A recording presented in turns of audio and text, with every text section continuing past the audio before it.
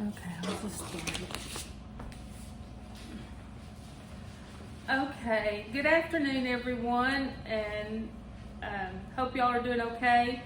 Today, for our video, we are having a special guest, and her name is Amy Williamson, and she works with Hospice, and she's going to give you a little bit of information that you might need to know, because some people have different ideas about hospice, and you don't really know exactly what hospice does. You know a little bit, but not everything. So I'm going to ask her some questions and interview her a little bit and find out if we can learn a little bit more about hospice. So, Amy, welcome. First of all, I want to ask you, what is hospice? If you can just tell them what hospice actually is. Hospice is a home care service for people who have a disease that cannot be cured with the treatments we have available. The biggest thing about hospice is we strive to treat the patient in home so that we kind of alleviate that stress and burden of having to exhaust yourself, going to the doctors. We can provide antibiotics, x-rays, lab work, all from the comfort of your home. But you do not have to be homebound to qualify for hospice. It makes your life a little easier for us to be able to come in and do all the things you might need instead of having to get up and go to a doctor's office and risk exposing yourself to multiple things, especially during a time like this. That's good. A lot of people have the understanding that hospice is just for people who are in their last days, that they come in and make them comfortable for their last days. Why would someone want hospice to come in? Well, and that kind of goes with what you're saying, how people have the misconception that hospice only comes in on the last days of someone's life. We've seen that people who use hospice actually live longer than people who have the same disease that continue to go to their regular doctor. Hospice medical professionals are specifically trained to care for a person at home. So that would be something that for somebody who needs that kind of care, having hospice come in to help them or help their family members with different things, because we offer a lot of different services, which we can talk about a little later, just the things that we can offer to the patient and to their families. That's awesome. So who actually pays for hospice? So patients who have Medicare have hospice benefits built into their Medicare program already, and most private insurance companies also pay for hospice. Do they have like for medicines that they use, do they pay for everything? There's an allotted amount for their medications and everything like that. There will sometimes be something that may not be covered, and then we see what we can do to fix that. Hospice usually uses like generic brands to help that be covered easier and cut the cost down for the patient and for the insurance company, but still it's the same product level that you're going to get, and we make sure that you're getting the best service you can with it. So if you're not on Medicare, if you're not old enough to be on Medicare, does your regular insurance cover a lot of it? It does. Private insurance will pay for hospice. It's very rarely that we see that there's like a huge price difference that's left owed after insurance. Okay. Most insurances will cover hospice. Okay, that's good to know. If someone wants hospice to come in, how do you sign up for it? Signing up for hospice is actually really easy. You can call a local hospice company. There are multiple ones in the area. Your family can look into which company would benefit you better, which services you like from them, and their overall employees. Or you can go directly to your primary care physician and discuss it with them, and they will get the ball rolling with it, because a primary care physician has to submit the order for hospice. Wow, that's pretty good. A lot of people also have a misconception about their homes being taken away if they go on hospice. So will someone lose their home if they sign up for hospice? No, ma'am. Medicare pays for hospice 100%, and then if you have private insurances, neither insurance company can attach your home to the bill to take your home from you. When you initially sign up for hospice, they will discuss with you if you're going to owe anything outside of your bill, and at that point in time, you can decide how you want to go with it, but they can't take your home from you. Okay. If someone lived with their family, could they still get hospice to come in? Yes, everyone is eligible for hospice, whether you're in a private home, assisted living, personal care.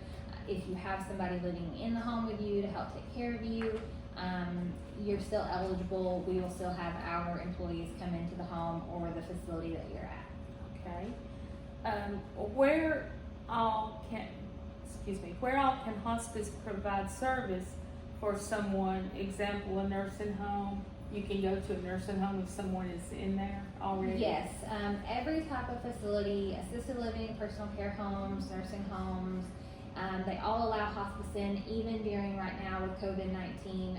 There's been a lot of people who have asked, like, well, my family can't come into the facility, how can hospice? Our nurses gown and glove, and they wear the proper PPE to be able to come in to still treat your family member and take care of them, so you don't have to worry about the care that they're receiving. Okay. What types of items will hospice provide for someone, such as oxygen, a bed? Could hospice go and pick up their meds for them and bring them to them? Yes, we can. Hospice can provide hospital beds, oxygen, bedside commodes, and other equipment. They're ordered and paid for by the hospice company. There are a few exceptions to equipment that the hospice cannot provide, but that's just base to base, and it's discussed more upon entry into our care.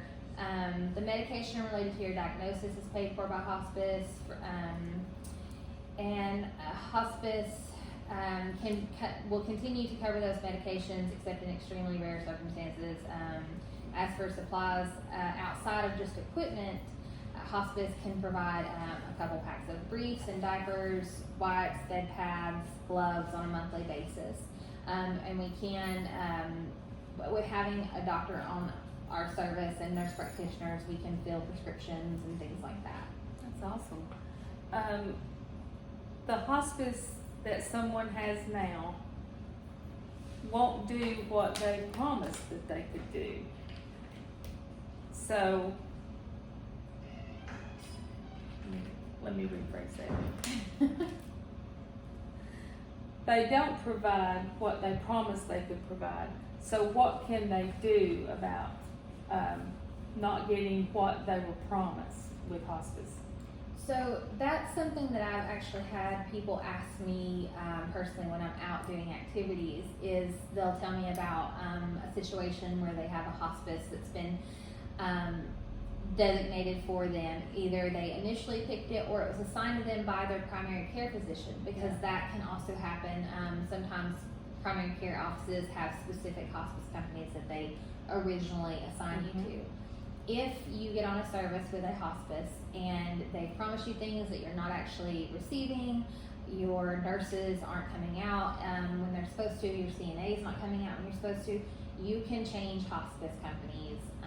It's not difficult. You can start with calling your family doctor, your primary care, and letting him know that you're having an issue, or you can call another hospice company that you've looked into, and we can get the process started of swapping hospices. Okay. We help alleviate all the frustration out of it, getting you swapped over, because we've had people who, when they're on one service and they've seen like disappointment with CNAs not showing up on time, not coming out for bathing at an appropriate time, those kinds of things, and they thought they were stuck with that hospice because people don't know that you can choose who you want to be on service with. So it's easy as calling a local hospice company, and after you see which one you want to use, and we'll swap it over.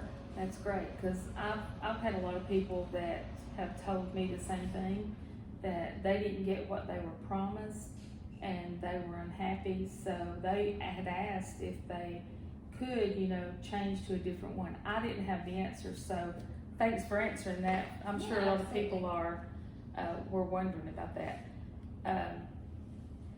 The other question I have, which you've already answered, I guess pretty much, is how do they go about changing? Yep. Just like I said, you can call your primary care physician, or you can call another hospice company, and we can get the process started.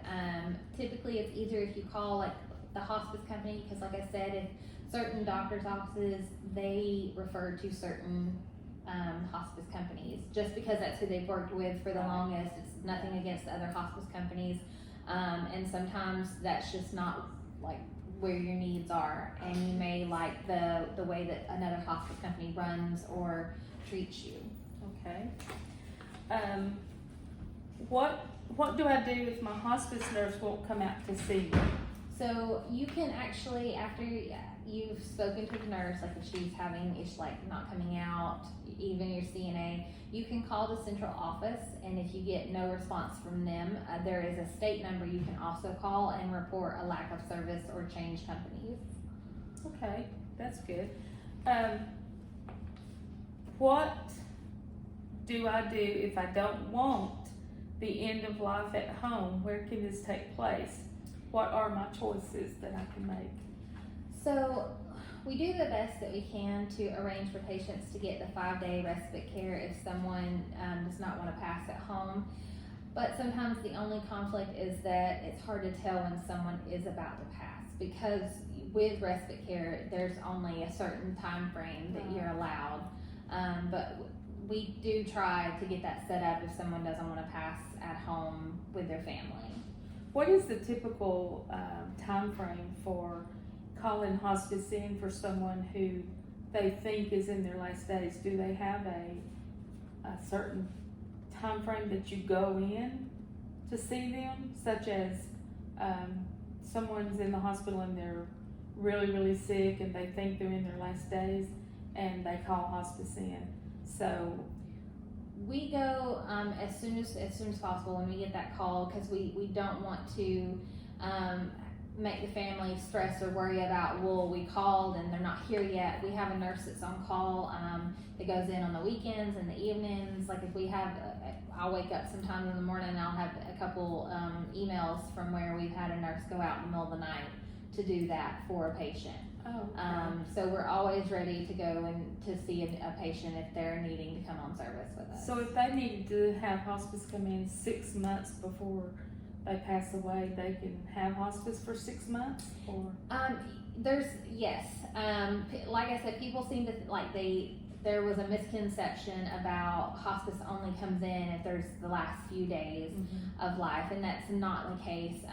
We come in when the patient becomes eligible for hospice, and they need our help, and the doctor says, okay, you qualify for it. And there's different diagnoses that determine whether or not you are eligible. There's not an age requirement or limit. The only thing that us personally, we don't treat people under 18. There's specific hospice companies for that. Sorry. That's okay. I was just wondering, I guess my question was wrong though. I should have said, what makes you become eligible for hospice? So with becoming eligible, and I have a list of all the,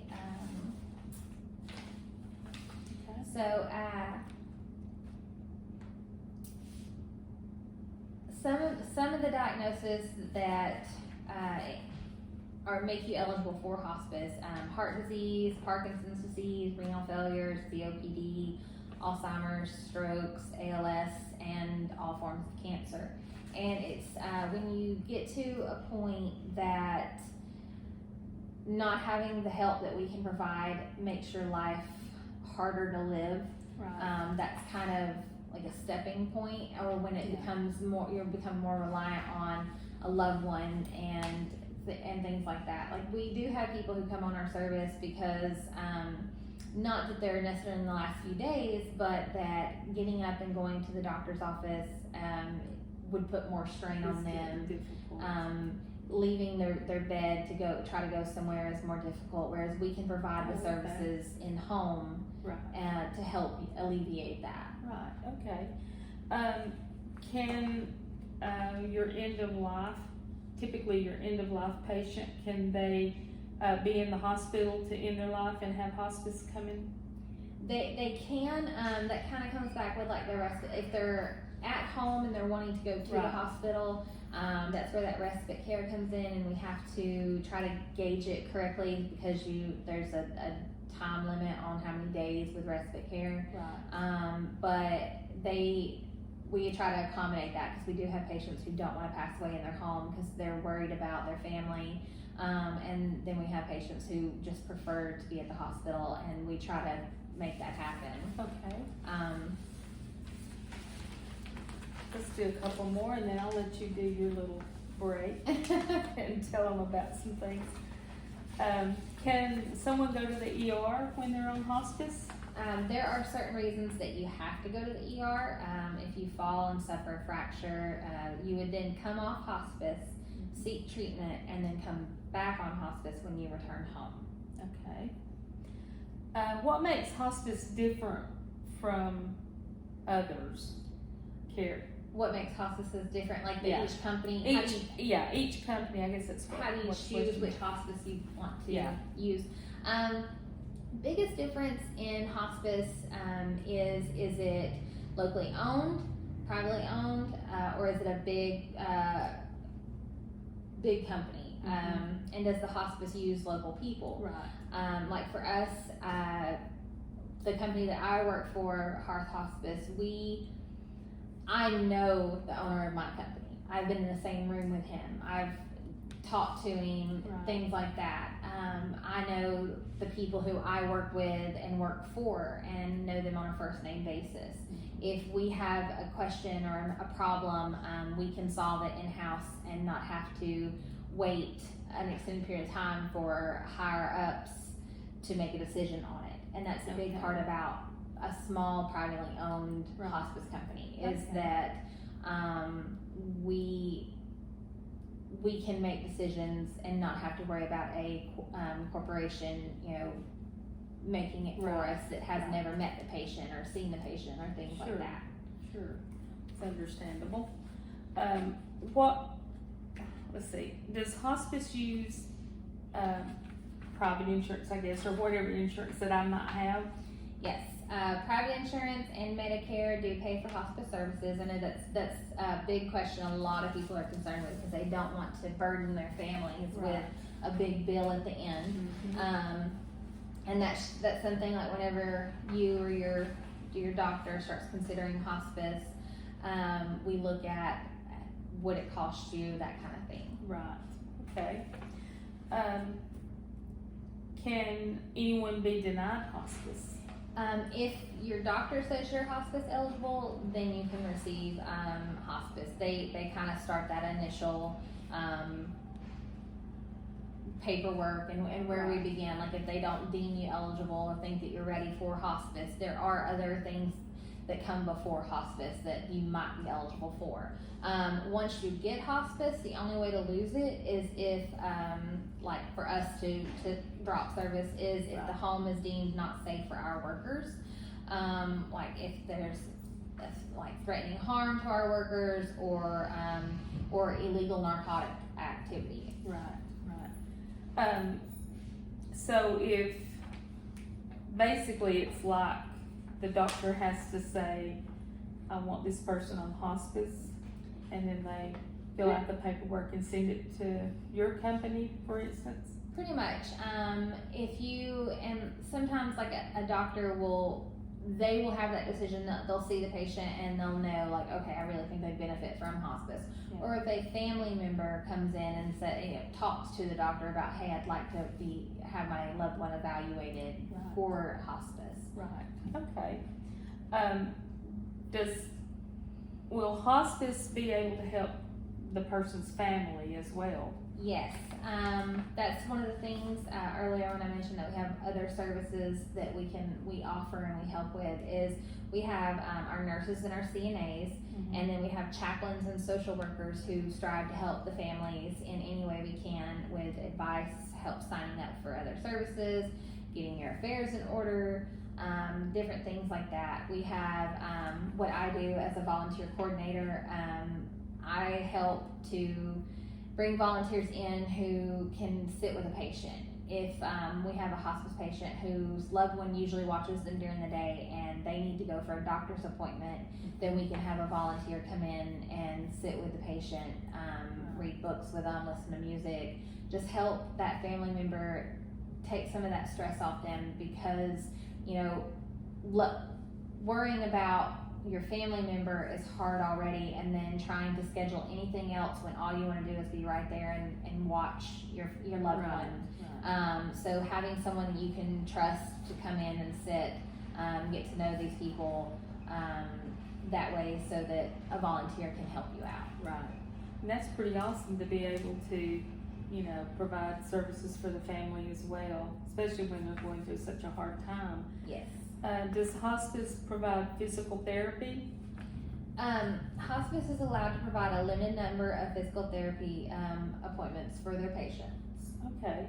So if I'm getting better, can I get off hospice and then start back on hospice if it's needed at a later date?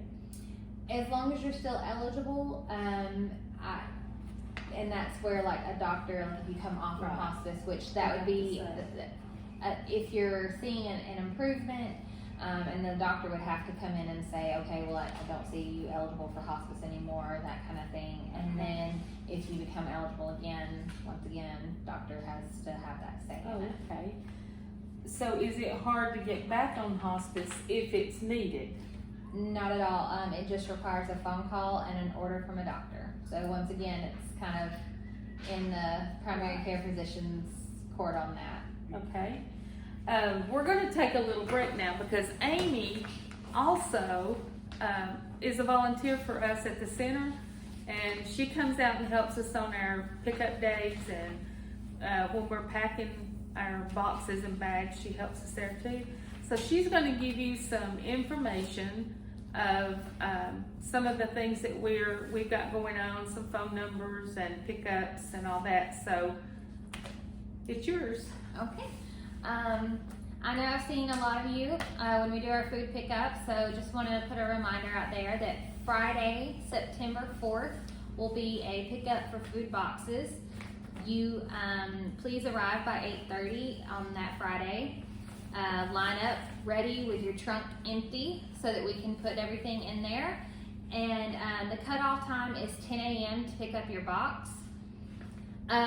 Just a reminder with the food pickup, and when we do like the bagged foods and everything, you must pick up at least once a month to stay an active member with the senior center.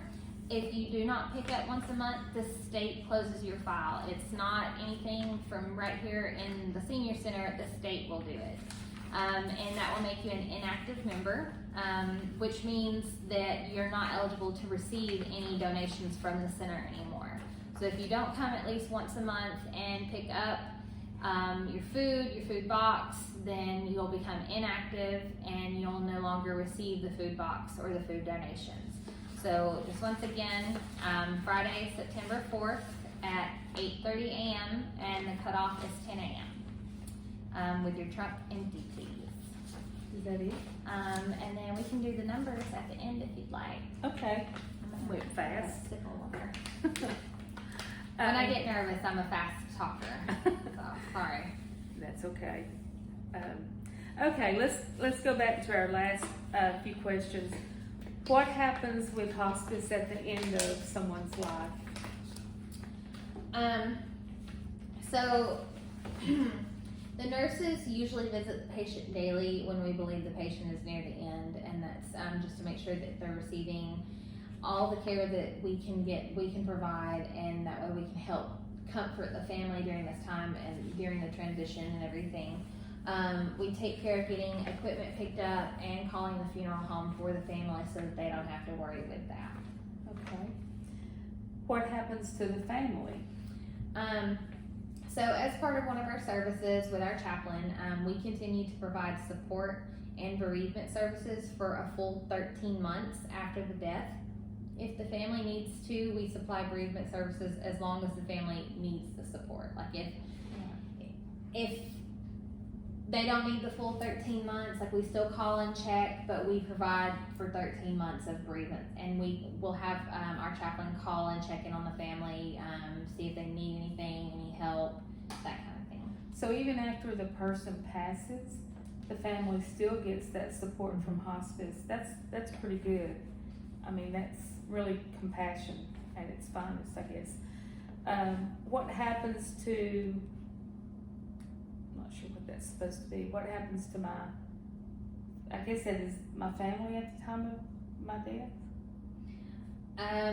Usually what happens to my family, we will come out and we will try to comfort the family with anything that they need help with. We want to make it as easy as possible, and if they have any questions, any comments, concerns, things like that, biggest thing is we just try to make sure that they don't have to deal with anything that we have placed in the home as far as our equipment. And that's why we call the funeral home for them also, just to kind of help with that harder part. So when the person when they, know or think that the person has passed away, do they call hospice first to tell y'all about it, or did they call a coroner, or? We usually we send a nurse out to pronounce our patient. Oh, okay. And so we will come out, and I know that usually police officers, ambulance, like other people may be on the scene, but we personally come out and pronounce a patient. And you do call the funeral home for them? That's good. Does hospice help with bathing? Yes, ma'am. We have CNAs, some wonderful CNAs work for our company that visit the patient several times a week to assist with bathing. Okay. Does that also include you bring the soap, or do they use their own soap? We do supply generic soap for the bath if the family can't afford it. If they use a certain brand that they request, they will provide that themselves, or we can bring our own, like our soap that we use. The CNA will tell you when you start to run low. Right. So if they have, I know with my mom, when she was still right before she passed, she would fall quite a bit, and she would have home health come in, and they would bandage her wounds and all that. Does hospice do any of that as well? Mm-hmm. We do. We keep supplies. All of our nurses and CNAs, they keep it on them in their cars and traveling back and forth between houses, and we'll get calls that letting us know, like if they've fallen, if something else has happened, if a dressing needs to be changed. Like we see them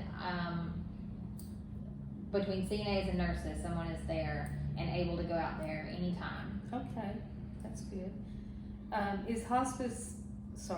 Can someone have home health and hospice at the same time? At this time, you cannot do home health, and hospice at the same time. The issue with that is that they're both paid from the same source. So with Medicare, it would be paying, and it will only pay for one or the other. With home health, typically to receive that service, you have to be able to improve, to see some kind of improvement and stay on service. And with hospice, to stay on the service for extended period of time, like you have to be declining. Okay. So if someone feels like they would better benefit from hospice, they would want to go with either one. They couldn't just go with home health and have hospice come at the same time. You need that one particular one. Right. And if you have one and you feel like you would benefit better from the other, then you can ask your primary care physician about that. And if he feels like they could use hospice over home health, then they can receive hospice. Neither hospice nor home health can make that determination. Like we can't say, oh, well, we think you'd do better with hospice. Right. You need to come off from home health. That's strictly the doctor's decision. Okay. If a client wants a Sunday, some treat of some sort, or a special meal, can a hospice nurse relay this information to the family? Yes. And I know some of these questions have come from where other people have been curious about this. Yeah.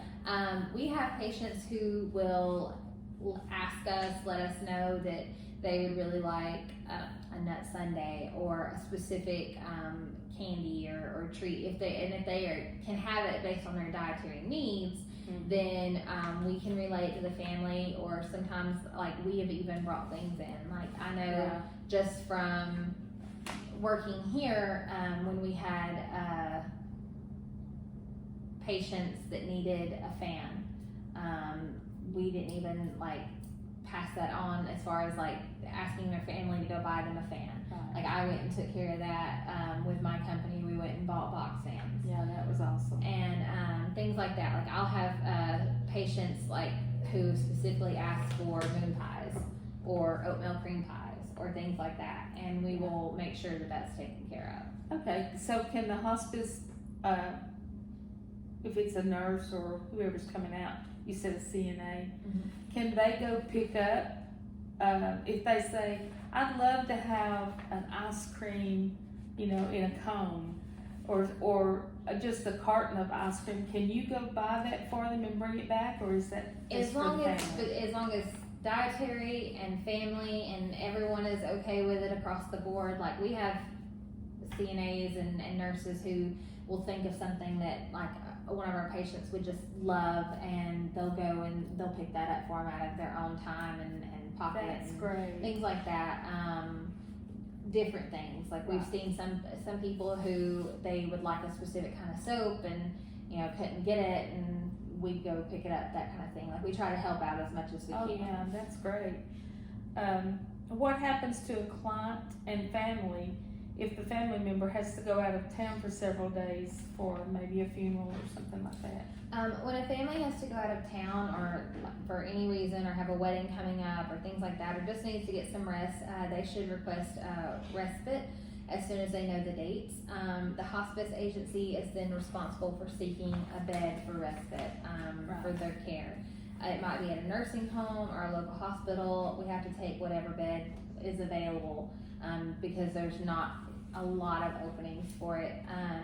It will be for 5 nights, and if they need more than 5 nights, because that's what insurance will pay for and hospice covers, if they need more than 5 nights, the family can pay for more out of pocket if need be. Okay.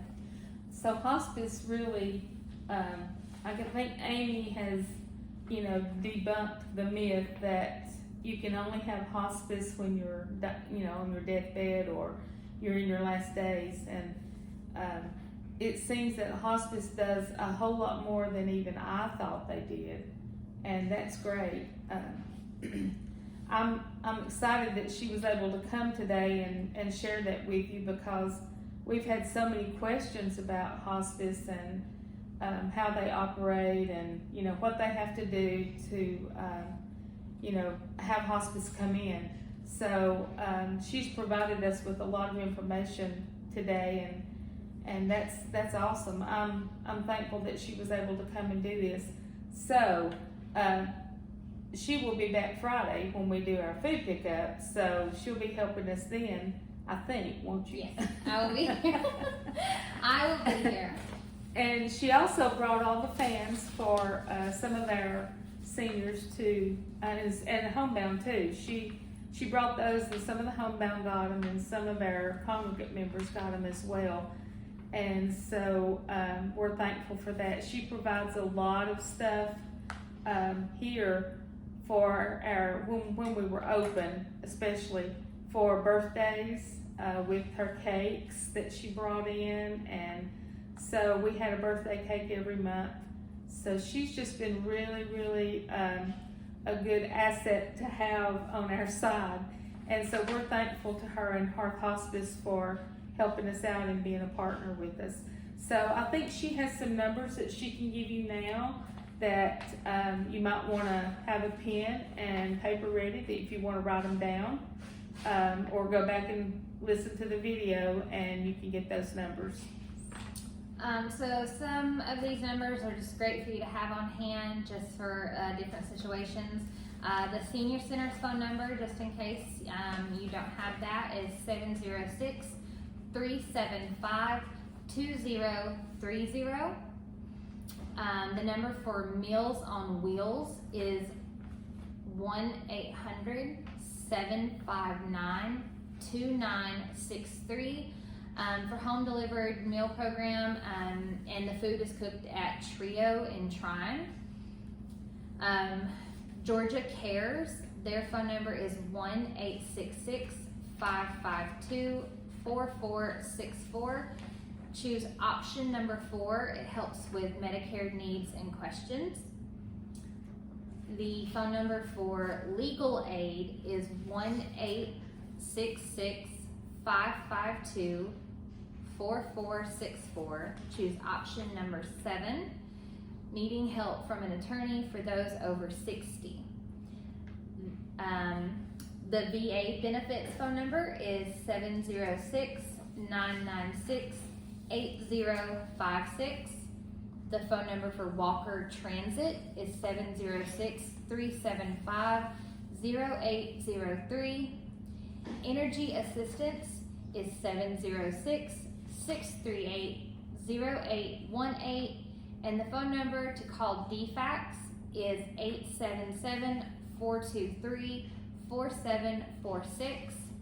And once again, for anyone who doesn't recognize me or doesn't know me from being around here, my name is Amy Williamson, and I'm the volunteer coordinator for Heart Hospice. If you have any questions about anything that I talked to Jan about on this video, you can call me at 423-619-6135, and I would happily discuss anything that you have a question about, give you information on any of our local hospice centers, not just my company, anybody that you may have questions about, I'm happy to help with that. That's awesome. Thank you again for coming, and I guess we will see you Friday. Yes. And so, don't know what our next video will be about. I think I'm going to do a craft for our next video.